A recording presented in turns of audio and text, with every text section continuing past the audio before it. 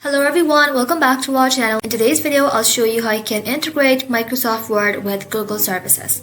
Let's get started. So for that, first of all you have to do is simply open up the Microsoft Word and then sign in using your Google email. Tap on the sign in or switch account button and then simply, if your Microsoft account was created using your Google email, you can sign in with that right over here. That's the first way Word connects with Google. Now next, you can save your Word file in a Google-friendly format. Open the file you want, and just like that, you need to go ahead and simply tap on File, then tap on Save As, and then select your folder. Now you have to make sure the type is .docx. Google Docs can open and edit .docx file with no problem.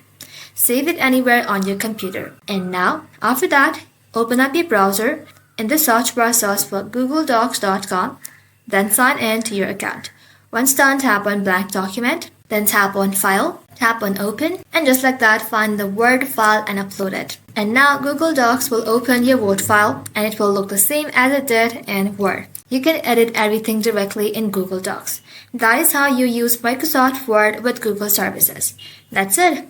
Thank you all for watching. If this video was helpful, leave a like and sub, and I'll see you in the next one.